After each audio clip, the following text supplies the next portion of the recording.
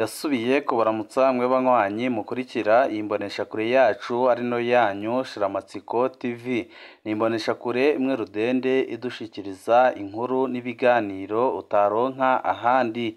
Uyu ni umwanya w'amakuru agezweko ari kuvugwa ngaha mu gihugu c'u Burundi, aho ino mbonesha kure yacu ari no yanyu Shiramatsiko TV ibategurira amakuru ahambaye cane aba ari kuvugwa mu bisata bitandukanye, aho twibanda cane ku makuru aba ari kuvugwa ku gateka kazina muntu, aba ari kuvugwa mu butungane, aba ari kuvugwa mu cibano, aba ari kuvugwa ku mbuga ngurukana bumenyi, aba ari kuvugwa muri politike ndetse n'andi yose mutamenye mwaranyegejwe turatohoza amaze tukabashikiriza ido nido. Tubazaniye amakuru ahambaye cane ari kuvugwa ngaha mu gihugu c'u Burundi, aho ibintu bitoroshe na gatoya ku butegetsi bwa Perezida Evariste Ndayishimiye. Abatari bake bakamusaba gutanga imihoho kuko biboneka neza ko gutwara igihugu c'u Burundi byamaze kumuta kuw'amazi. Ni byinshi tugira ngo tubashikirize, weco usabwa nta cindi niba ukunda amakuru n'ibiganiro tudahwema gucisha kuri no muyoboro wa YouTube Shiramatsiko TV, ukaba utaravyonda kuri sabone, akanika karyo keza ko gupyondaho kugira ngo ko dushizeho amakuru n'ibiganiro bene nk'ibi ujye uba wa mbere mu gushikirwa nabyo. Kenny Claude Nduwimana yaraye asabiye gupfungwa imyaka 5 no gutanga ihadabu y'imiliyoni 5 z'amafaranga y'amarundi. Parike ya Mukaza niyo yamusabiye ico gihano mu kurangiza imburano muri sentare inkuru ya Mukaza harejo haheze kwigenekerezo rya 16 ukwezi kwa karindwi 2024. Ubu hasigaye kumenya urwo rusentare izomucira. Kenny Claude Nduwimana yahagaritswe muri Gitugudu 2023 yagirizwa kwambika ibara bamwe mu bategetsi no guhungabanya umutekano w'igihugu. Kenny Claude Nduwimana yamenyekanye mu kiringo ca gatatu ca Perezida Nkurunziza mu biganiro yakora byo kwifatira mu gahanga abatavuga rumwe n'ubutegetsi be n'abaharanira agateka kazina muntu. Muri ico kiringo yarambika ibara abo umutegetsi badakunda. Pereza n'inzego z'umugambwe CNDD zikamukomera amashi. Mu nyuma narashizwe mu rutonde rw'abamenyesha makuru bakorana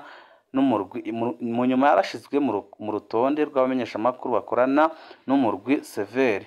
Aca atanguza ibiganiro bituka abatutsi aho atatinya kubagereranya n'imbwa. Naho amashirahamwe n'amaradiyo atari make yagumye yiyamiriza iyo mvugo ibiba urwanko, Kenny Claude Nduwimana yari yagumye ari intakorwako kandi ntiyigeze abazwa ayo majambo yo gutuka ubwoko bwose. Benshi bagiye gutangara muri Gitugudu 2023 aho Petero Nkurikiye avugiye iperereza ry'u Burundi n'ubushiranganje mu byo bujejwe harimwo umutekano yaduka atangaza ko Kenny Claude Nduwimana na Medadi Muhizi aribo benyegeza inyuma y'imbuga zo kuri Twitter canke X zitwa King Umurundi be n'umuhinga yigenga. Abantu bose bibajije ibibaye mu gihe Kenny Claude na Medadi bazwi aribo bahora bakoreshwa mu kwagiriza abatari bake ko ari abansi b'igihugu.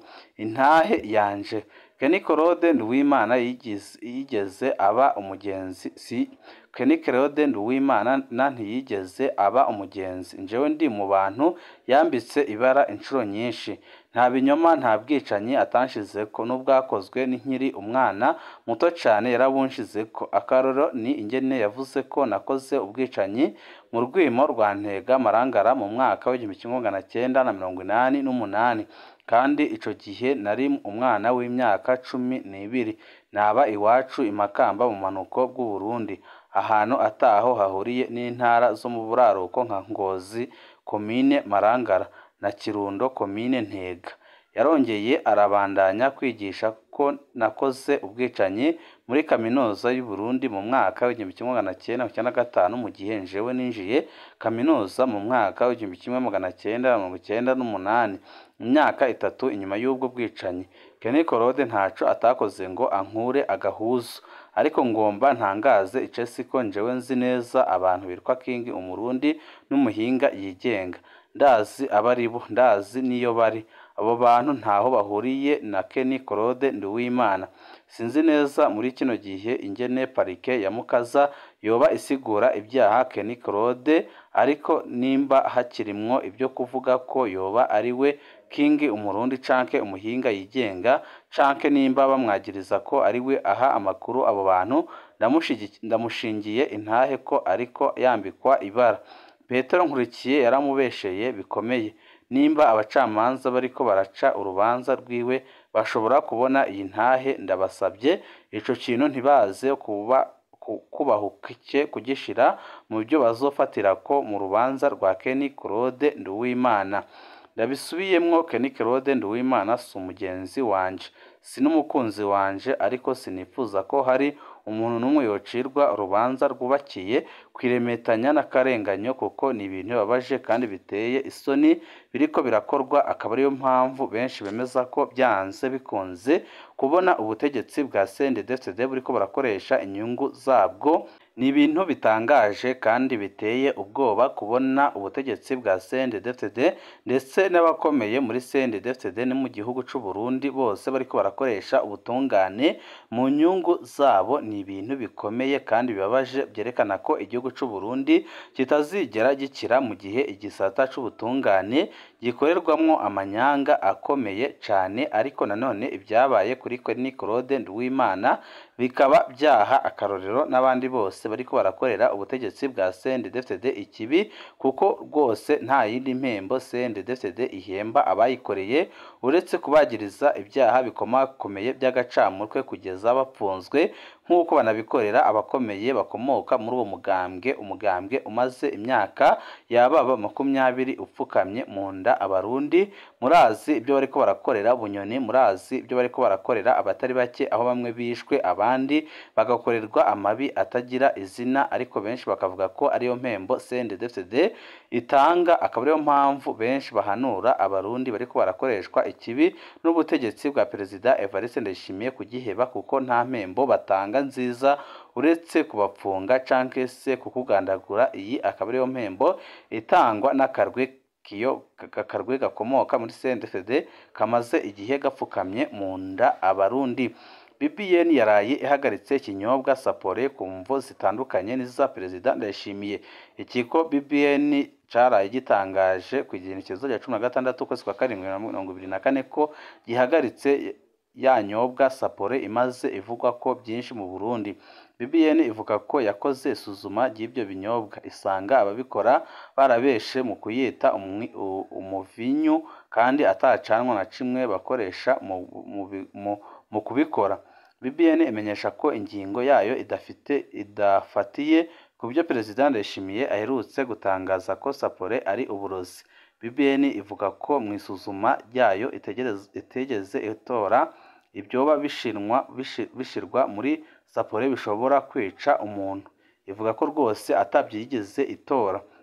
Iyo ngingo ya BBN ije mu gihe mu ntara zose z'igihugu Sapore iriko irabuzwa na baburamatari. Ejo hahiriwe harasakwa amabutike yoba adandaza Sapore mu gisagara ca Bujumbura, mu ntara y'Amakamba n'ahandi. Aho bazifashe hose igipolisi cagenda kizijanye. Ingingo yateye imyidogo mu badandaza bavuga ko baguye mu mporero mu gihe aho barangura Sapore yari yemewe mu gihugu, none bagiye guhomba atakosa bo bafise. Ejo haheze mu Kirundo Perezida Ndayishimiye yarasubiriye kumenyesha ko Sapore ari uburozi bukomeye ku buryo imaze kwica ubugabo bw'abatari bake mu Burundi. Kwa gatandatu mu Kayanza Perezida Ndayishimiye yari yasabye ko hoboneka buramatari yemera akabuza Sapore mu ntara yiwe. Buramatari wa Kirundo yabaye uwa mbere kwitaba akamo n'abandi baca babonerako. Hagati ya Perezida Ndayishimiye avuga ko Sapore ari uburozi na BBN ivuga ko ata kintu cica kiri muri Sapore, ninde avuga ukuri? Inyurana ku kibazo ca Sapore ryoba ritanguye ku rwenge. Inyuma ya Sapore leta yoba itegekanya guhagarika n'ibindi binyobwa bifise alcohol nyinshi cyane, ku buryo nabyo nyine bivugwa ko biriko bironona amagara y'abantu cyane cyane mu rwaruka. Ubwo nta mategeko akwiriye gutorwa akingira abana n'urwaruka kugira ingingo ntize zirafatwa mu kajagari kandi zifatwe zihombesha abatari bake. Benshi bakemeza ko rwose ibi biriko birakorwa ku butegetsi bwa Perezida Evariste Ndayishimiye ari agahomeраmunwa kandi ari ibara ku mutemeri kuko birateye isoni kandi birashavuje. Umwigisha Nduwayo Alex yatwawe mu ibohero rikuru rya Rutana yagirizwa icaha cyo gufatanya na padiri mu gushurashuza umwana w'umwigeme. Nk'uko duheruka kubishikiriza hano, mwigisha Nduwayo Alex yaheruka gufata umupadiri ariko ashurashuza umwana w'umwigeme w'imyaka 16 akoresha mu nzu yiwe ku igenekerezo rya 2 ukwezi kwa 7 2024 ku mugwa mukuru wa komine Giharo mu ntara ya Rutana. Inyuma yaho uwo mwigisha yaratwaye umwana kwa muganga naho atabaye akironka inyishu z'ibipimo kubera igitsure c'abatware ibyahavuye bimuviramwo gupfungirwa mu gasho ka komine Giharo kubera yanse kwanka ibyo yategetswe byo guheba iyo dosiye ngo kuko icafuza padiri. Umwigisha Nduwayo Alex yahavuye akurwa aho mu gasho ka komine Giharo akwaga gupfungirwa mu ibohero rikuru ry'intara ya Rutana. Uwo mwigisha agirijwe icyaha cyo kwifatanya na padiri Burakeye Fabrice mu gushurashuza uwo mwana w'umwigeme ngo kuko uwo mwigisha atigeze yitura abatware bo bamurongoye. Uwo mwigisha akagirizwa ko atituye abamutwara ngo kuko yari yashatse kwaka igiturire c'amafaranga umupatiri. Ibyo byamirirwa kure n'uwo mwigisha be n'abanyagihugu mu kuvuga ko ariko ararenganywa kuko igikorwa ca mbere cari co kwihutira gutwara umwana kwa muganga mu nyuma bikamenyeshwa abatware. Amakuru adushikira yemeza ko abatware bo muri ako karere harimwo uwurongoye umugambwe CNDD-FDD muri zone Giharo Baraguma Alex Batazira Ruganza aribo bategetse ko uwo mwigisha apfungwa kuko yanse guheba iyo dosiye agashima kubishira ahabona. Bikemezwa ko Ruganza arongoye umugambwe muri iyo zone avuga rikijana aho Igiharo hose.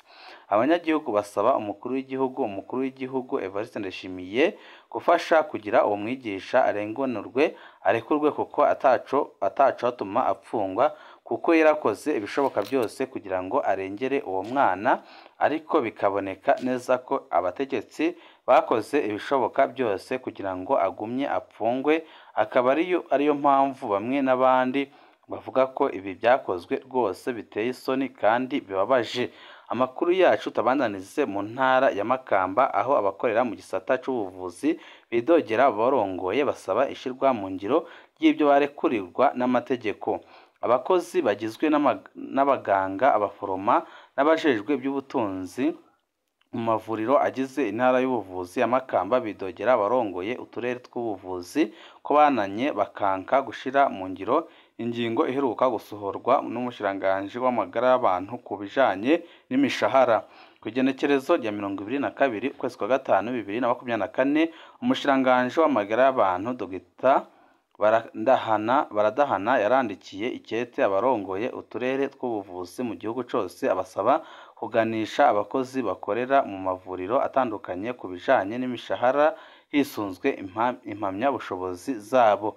Ni mu gihe hari hamaze igihe hibonekeza ubusumbasumbane bw'imishahara hagati y'abakozi bitwa ko bahembwa na leta n'abandi bahembwa n'amavuriro aba contracts kandi basanzwe bafise impamya bushobozi zingana bagakora n'akazi kamwe, byose bikaba byarateye ikibazo gikomeye cyane.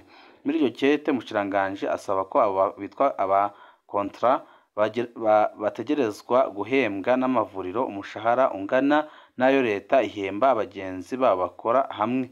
Abakozi bakorera mu ntara ya Makamba bidoga bavuga ko badatahura impamvu abarongoye uturere tw'ubuvuzi mu ntara ya Makamba banse gushira mu ngiro iyo ngingo y'umushiranganje bitwaje ko amavuriro ari mu bukene.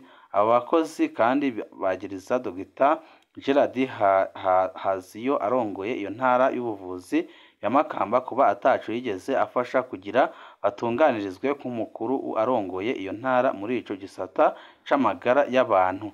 abo bakozi basaba umushikiranganji w'amagara y'abantu kubafasha kugira bikunde batunganirizwe nk'uko byakozwe no mu zindi ntara z'igihugu cyose, akaba ariyo mpamvu basaba ko ibyo bintu bikwiye gukorwa ku buryo bwihuse cyane. Amakuru yacu tabandanirize kuri no nkuru iriko iravugwa mu iperereza ry'u Burundi. Umukurukuke mu bushikiranganji bw'abakozi n'akazi apfungiwe mu iperereza. Uwo apfunzwe yitwa Bantungwanayo Beretazari, yahoze arongoye igisata ca CTI. Icyo gisata kikaba cyari gishinzwe ibintu byinshi muri iki gihugu cy'u Burundi. Mu bushikiranganji bw'abakozi n'akazi imyaka irenga 10, ni ukuvuga kuva mu mwaka wa 2010 gushika mu mwaka wa 2022. Leta aheruka gukurukuka muri ubwo bushikiranganji. Hirya y'ejo igenekerezo rya 15 ukwezi kwa 7 2024, abakozi b'iperereza niho bamufatira ku rugo iwe muri quartier 10 Ngagara, aho yararuhutse. Bakimufata baci bamutwara ku biro bikuru by'iperereza i Bujumbura, aho apfungiwe abazwa ku manyanga yaranze icyo gisata yahoze arongoye. Tumenyeshe ko aho mu iperereza uwo mukurukuke agiye asangayo Bigirimana Jean Claude amaze iminsi ahapfungiwe, nk'uko twaheruka kubibashikiriza duciye kuri n'umuyoboro wa YouTube Shiramatsiko TV udushikiriza inkuru n'ibiganiro utaronka ahandi. Mu kandi kanya kari buze tukaza tubaha amakuru ahambaye cyane kandi ateye ubwoba arabana n'ibiriko biraba mu gihugu cy'u Burundi, aho abarundi isinzi basaba ko Ndayishimiye yobogozwa mu mabanga yo kuba umukuru w'igihugu agaterwa kudeta, mu gihe amakuru adushikira avuga ko abakomoka muri umugambwe CNDD-FDD bari gukora ibishoboka byose kugira ngo bamwigeze inyuma kubera amakosa akomeye cyane ariko araranga ubutegetsi bwiwe. Byose nyine muraza kubikurikira kuno muyoboro wa YouTube Shiramatsiko TV. Ibihe byiza nibyo ndabipfurije.